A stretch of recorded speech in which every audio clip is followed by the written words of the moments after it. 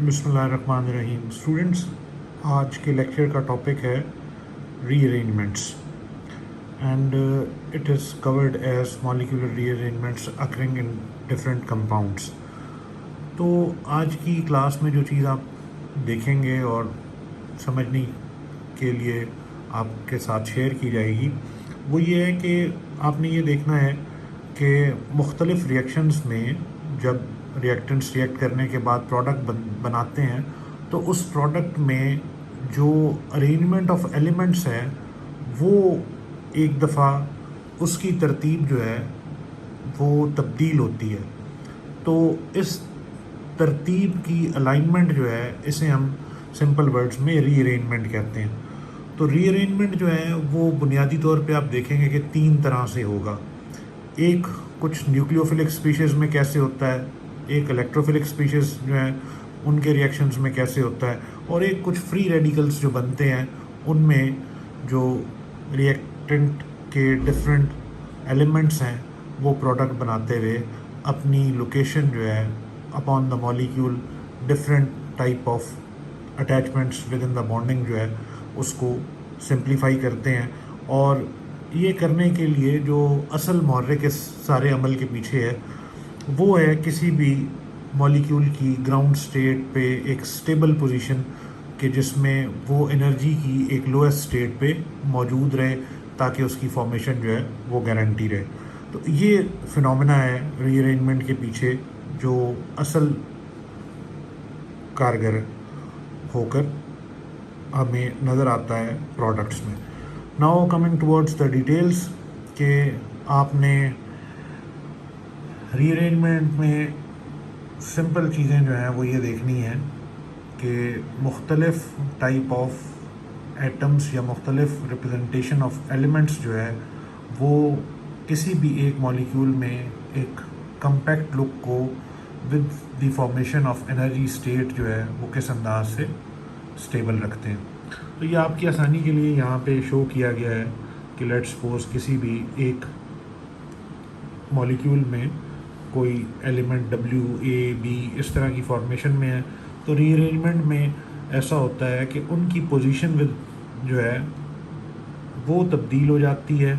और इस पोजीशन के तब्दील होने के साथ साथ आप आगे चल के देखेंगे कि फंक्शनल ग्रुप की जो टेंडेंसी है वो भी माइनर सी चेंज हो सकती है। OH के बजाय COOH हो जाएगा, कार्बोनाइल सिंपल के बजाय वो कार्बोक्सिलिक एसिड में कन्वर्ट हो रहा होगा, किसी जगह एल्डिहाइड जो है उससे अल्कोहल्स बन रहे होंगे या कार्बोक्सिलिक एसिड्स बन रहे होंगे। इसी तरह नाइट्राइल्स के रिएक्शन में आप देखेंगे कि फर्दर नाइट्रो और अमीन्स के डेरिवेटिव्स जो हैं वो बन रहे होंगे। But worst come worst is that कि आपने ये चीज़ ध्यान में रखनी है कि एक कम्पैक्ट सेट ऑफ इंफॉर्मेशन में आपको ये नज़र आ रहा होगा बहुत वाज़े तौर पर कि बुनियादी तौर पर एलिमेंट्स या मॉलिक्यूल का जो बेसिक स्ट्रक्चर है वो तो वैसा ही रहता है, लेकिन ये रीअरेंजमेंट्स जो हैं उस स्ट्रक्चर की इंफॉर्मेशन जो है उसको फंक्शनल ग्रुप वाइज या पोजीशन ऑफ एलिमेंट्स वाइज उसकी सब्स्टिट्यूशन जो है वो डिफरेंट होने के बाद उसकी केमिकल प्रॉपर्टीज़ और टेंडेंसीज जो हैं वो चेंज हो जाती हैं। अच्छा, इसमें ख़ास तौर पे आप ये भी देखेंगे आगे चल के कि मुख्तलिफ़ तरह के रीअरेंजमेंट्स जो हैं उनको डिफरेंट साइंटिस्ट ने डिस्कवर किया, उनका मैकेनिज़्म बताया और उसे अपने अंदाज से एलेबोरेट किया। तो अब क्योंकि साइंटिफिक दुनिया में ये बात जो है ये पहचानी जाती है कि जिनका अच्छा कंट्रीब्यूशन हो और ज़्यादा काम हो किसी एक ख़ास नुक्ते पे, किसी एक ख़ास रिएक्शन पे, तो उन रिएक्शंस को फिर हिस्टोरिकली या इन रिस्पेक्ट ऑफ नॉलेज जो है उन साइंटिस्ट के नाम से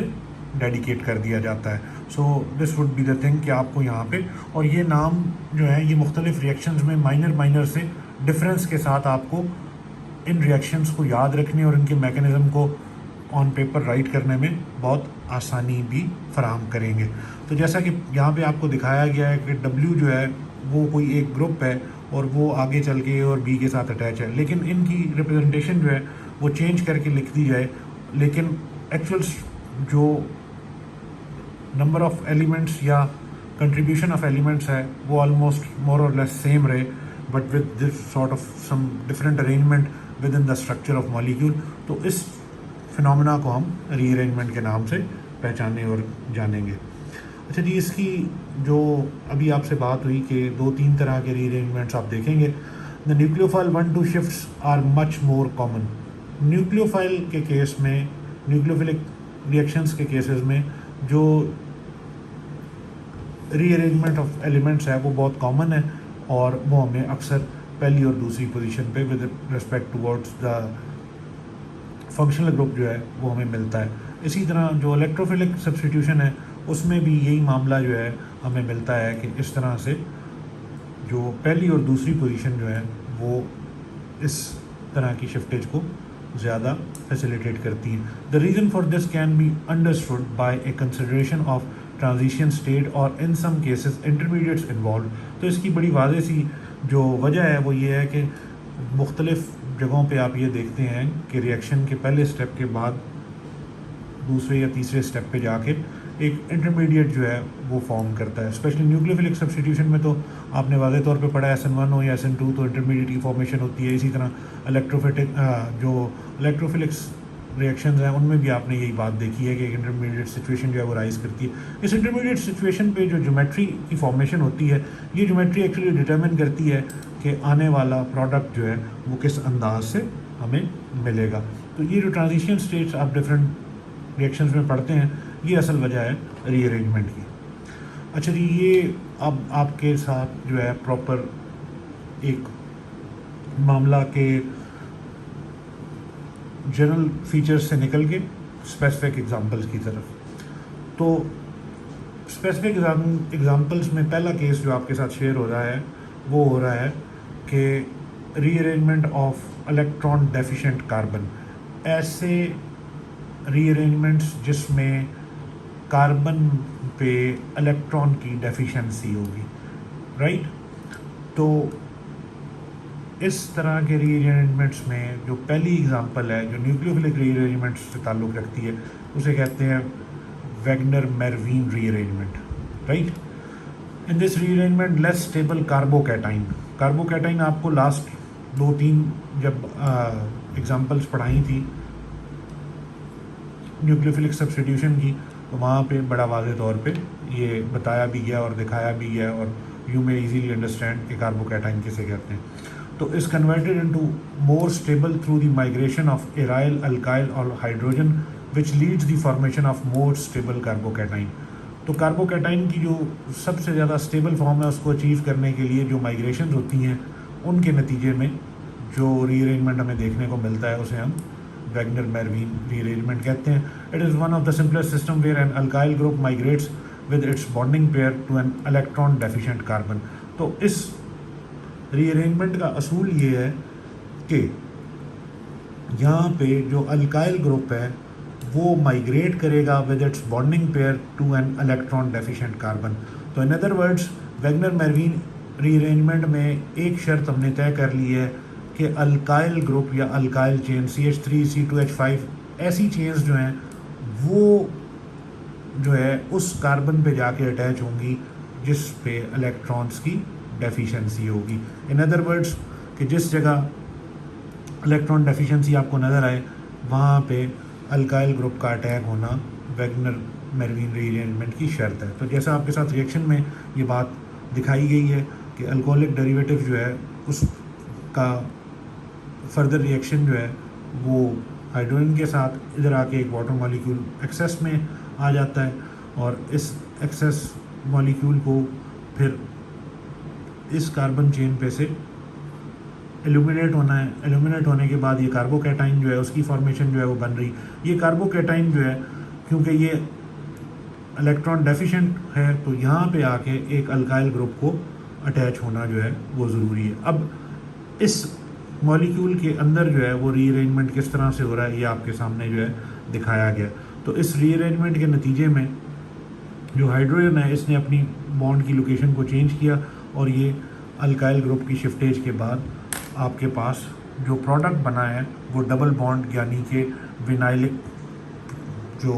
टेंडेंसी है वो इंट्रोड्यूस हुई है। In other words Wagner Meerwein rearrangement is nothing कि यहाँ पे इस OH की स्पीशी को इस R स्पीशी में से एक स्पीशी जो है उसने रिप्लेस कर दिया है, और नतीजतन जो है साथ ये मामला भी है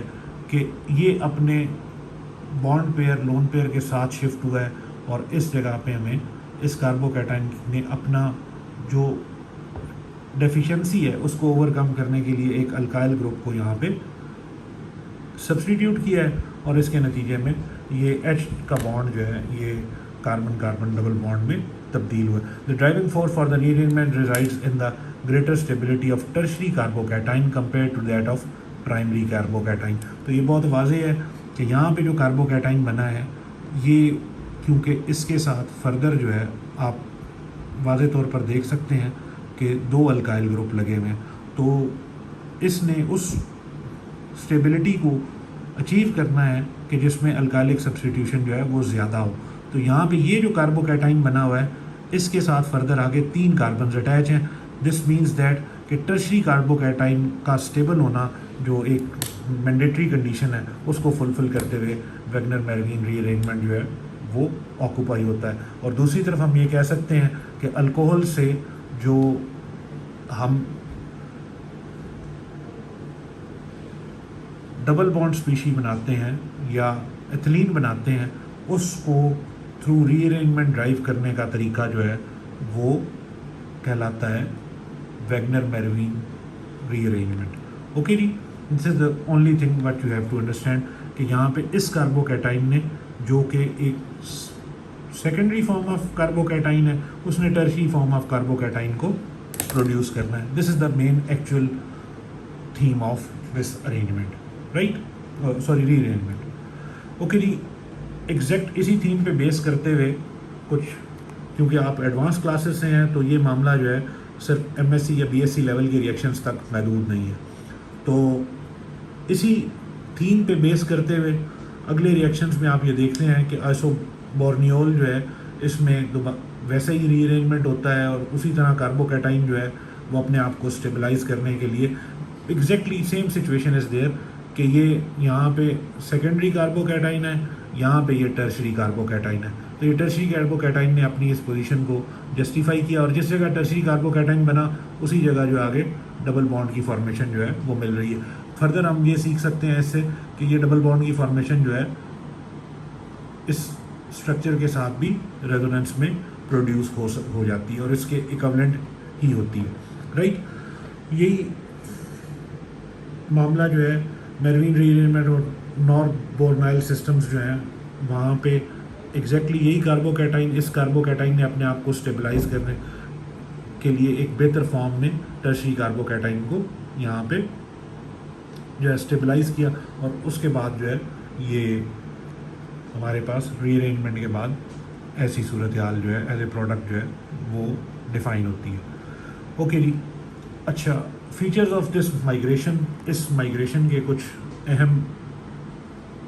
नुकात या जो आपने दोबारा अगले रिएक्शंस में देखने हैं उसमें द कार्बोकैटाइन में produce by variety of ways, मुख्तलिफ अंदाज से कार्बोकैटाइन आप बना सकते हैं। Hydrogen can also migrate in this system. तो यहाँ ऐसा नहीं है कि सिर्फ मिथाइल ग्रुप्स जो हैं वो रिप्लेस हो सकते हो। आप जब लैब में रिएक्शंस करेंगे तो वहाँ आप कार्बोकैटाइन बना के डिफरेंट तरह के स्ट्रक्चर्स जो हैं वो बना सकते हैं। तो यहाँ आपके लिए आसानी के लिए जो है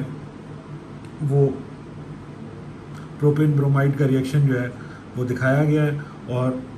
इसके ऊपर जो है फिर कार्बोकैटाइन जो है after the loss of bromine ये कार्बोकैटाइन बन गया और इस कार्बोकैटाइन क्योंकि यहाँ पे ये प्राइमरी है और इस जगह पे जो है वो सेकेंडरी जो है कार्बोकैटाइन बनेगा और वो ज़्यादा स्टेबल होगा, जैसा कि आप पहले पढ़ चुके हैं कि tertiary carbocations are more stable than secondary and primary. तो इस टर्शरी कार्बोकैटाइन का दोबारा रिएक्शन होगा और आपके पास ब्रोमीन का एलिमेंट जो है वो थर्ड पोजीशन के बजाय सेकंड पोजीशन ऑफ प्रोपेन पे आगे मोर स्टेबल हो जाएगा। Less stable cyclic carbocations also converted into more stable through extension और कॉन्ट्रैक्शन ऑफ रिंग। तो ऐसा भी हो सकता है कि जब कभी कार्बोकैटाइन्स जो हैं वो रिंग्स की फॉर्म में बन रहे हों और उनमें जो है रीअरेंजमेंट हो, तो आपके सामने है कि ये रीअरेंजमेंट जो है यहाँ पे गो के ये सभी कॉर्नर्स जो हैं वो मोर और लेस सेम टाइप हैं, बट फ़र्क क्या आएगा कि जब कार्बोकैटाइन इस जगह पर होगा तो ये जैसे ही फर्दर जो है ये 2 कार्बन्स के साथ अटैच है तो this should be secondary, but this should be attach with 3 carbon, तो ये टर्शरी होगा। तो ये जो है इस तरह की फॉर्मेशन जो है अपनी बनाने की तरफ जाएगा। So this is the way कि आप किस अंदाज से इसे समझेंगे और देखेंगे, राइट जी। उसके बाद डीजेनरेट भी होते हैं कार्बोकैटाइंस, और उसके बाद भी इनमें रीअरेंजमेंट होता है। तो carbocation that arrange to give products of identical structure. तो कार्बोकैटाइंस जो है अक्सर जो है ऐसा भी है कि आइडेंटिकल स्ट्रक्चर, अब ये देखें यहाँ पे 6 और 6 prime they are almost identical, और ये आप थोड़ा सा स्टीरियो केमिस्ट्री वाइज देखें तो आपको याद होगा कि ये आपके पास ऐसे आएगा कि non super imposable mirror images. तो इन अदर वर्ड्स के कार्बोकैटाइंस का रीअरेंजमेंट जो है वो हमें कई कुछ जगहों पर स्टीरियो केमिस्ट्री की इंफॉर्मेशन भी देता है कि ये रीअरेंजमेंट जो है इससे हमें non super imposable mirror images मिलने के इम्कानात जो हैं वो भी वाज़े तौर पे होते हैं। जबकि दूसरी तरफ ऐसा भी है कि सिंपल शिफ्टेज जो है डिफरेंट ग्रुप्स की वो भी देखने में आती है, और ये जो मामला है इसमें आप वाज़े तौर पर देखते हैं कि यहाँ पे ये दोनों तो एक सिंपल केस हैं, लेकिन यहाँ पे जो चीज़ देखने और समझने से ताल्लुक़ रखती है वो ये है कि बहुत वाज़े तौर पर आप देख सकते हैं कि यहाँ मौजूद 2 मिथाइल ग्रुप्स जो हैं इनको सब्स्टिट्यूट होने के बाद एक मिथाइल ग्रुप जो है वो नेक्स्ट पोजीशन पे चला गया। सो दिस मींस दैट कि यहाँ पे हाइड्रोजन की शिफ्टेज और मिथाइल ग्रुप की शिफ्टेज वो दोनों पैरेलल मौजूद होती हैं। तो ये जो सिलसिला है इसे भी आपने जहन में रखना है कि आइडेंटिकल जब जो सॉर्ट ऑफ चेन अरेंजमेंट है वो मौजूद हो तो फिर शिफ्टेज जो है मिथाइल और हाइड्राइड दोनों की वो पॉसिबल है ज़्यादा आसानी से, राइट जी। अच्छा जी, ये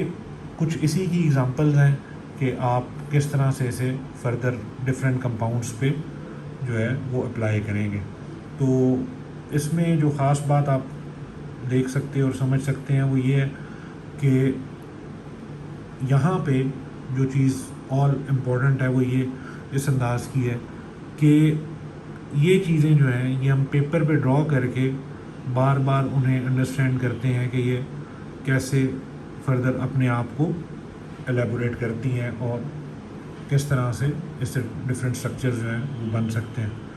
राइट जी। अच्छा, अब अगली एग्जांपल के rearrangement in bicyclic systems are very common. अब क्योंकि पहले आपने देखा मिथाइल और हाइड्राइड दोनों शिफ्ट हो जाते हैं, और पिछली एग्जांपल्स में ये दिखाया गया कि जब कभी भी सब्स्टिट्यूशन जो है वो इजीली रिप्लेसेबल या इजीली गिवेबल ग्रुप्स यानी ये हेलोजेंस या अदर डेरिवेटिव्स जो हैं उनमें ये रिप्लेसमेंट होती है। तो उस केस में आप वाज़े तौर पर देख सकते हैं कि क्लोराइड जो है वो यहाँ से शिफ्ट हो रहा है, और इसकी शिफ्टेज के बाद ये मामला जो है ऐसा है कि कार्बोकैटाइन जो है वो स्टेबल होने के लिए अपने चार्जेस को दोबारा से रीअरेंज करता है, और क्लोराइड की सब्स्टिट्यूशन जो है वो इस टर्मिनल के बजाय इस टर्मिनल पे, जैसा कि आपने इससे पहले ब्रोमीन की सब्स्टिट्यूशन जो है वो प्रोपेन पे देखी थी विद 1 ब्रोमोप्रोपेन और 2 ब्रोमोप्रोपेन कैसे बने। तो सिंपल उसकी जो है कि बाईसाइक्लिक कंपाउंड्स पे ये किस अंदाज से अपनी जो रीअरेंजमेंट है वो करते हैं, यहाँ पे ये दिखाया गया, राइट। अच्छा, इस चीज़ को हमने प्रॉपर रिएक्शंस में कैसे देखना, समझना और बताना है, इसकी एग्जांपल अब तक तो था कि आपने डाटा को खुद से कैसे इवेल्युएट करना है। अब जो अगली बात अहम की गई है इसमें वो ये है कि आपने इन स्ट्रक्चर्स को प्रैक्टिकल लाइफ में कैसे देखना है। ये स्ट्रक्चर है जी बीटा एमाइरीन का, राइट। जितने भी आप नेचुरल प्रोडक्ट्स में कल को काम करेंगे ऑलमोस्ट हर दूसरे तीसरे प्लांट से बीटा एमाइरीन या अल्फा एमाइरीन जो है वो या किसी अपने दूसरे और डेरिवेटिव्स के साथ जो है वो आइसोलेट होगी डेफिनेटली। तो ये नेचुरल प्रोडक्ट है एक, और हर दूसरे तीसरे प्लांट में इजीली स्कैनेबल है या अवेलेबल होती है। तो बीटा एमाइरीन जो है इसमें और इनोल ऑफ फ्रिडिलिन ये माइनर सा फ़र्क जो है इन दो कंपाउंड्स में आपको आगे चल के देखने को मिलेगा। तो इस फ़र्क को जो है वो आप किस तरह से देखेंगे और समझेंगे और एलेबोरेट करेंगे, दिस इज़ हाईली इम्पॉर्टेंट। अच्छा जी, यहाँ पे आपके सामने जो है बीटा मायरीन में कोई डबल बॉन्ड जो है पहले बेसिक दो जो साइक्लोहेक्सेन रिंग है वहाँ नहीं है, लेकिन डबल बॉन्ड जो है जो इसके नेक्स्ट फेज़ में, अगर हम इसको ए स्ट्रक्चर कहें, इसको बी कहें और ये सी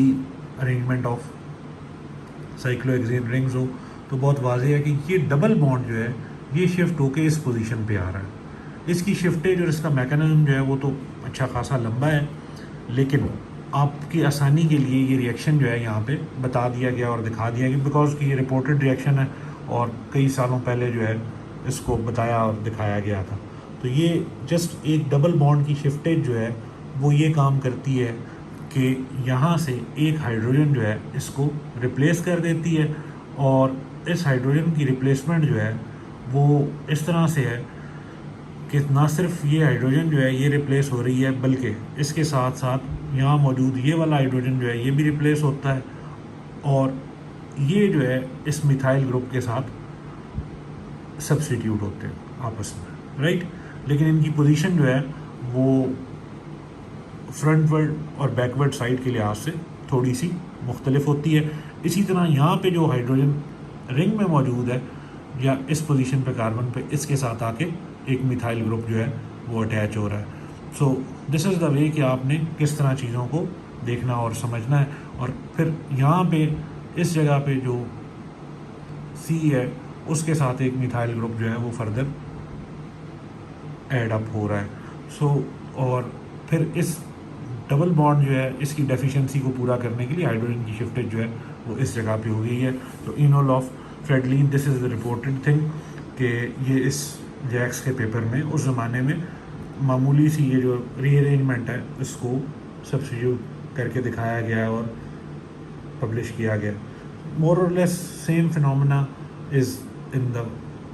लोअर रिएक्शन कि जहाँ पे आप आसानी से देख सकते हैं कि एक डबल बॉन्ड जो है वो शिफ्ट किया गया इस मिथाइल और हाइड्राइड की पोजीशन को ओमिट करके, जबकि इस OH की जगह पे यहाँ पे दोबारा से एक मिथाइल जो है वो सब्स्टिट्यूट हुआ है। Rest of the molecule is having the same geometry. तो रीअरेंजमेंट्स जो हैं वो हमें इस तरह से मिलते हैं, मिथाइल और हाइड्राइड शिफ्ट किया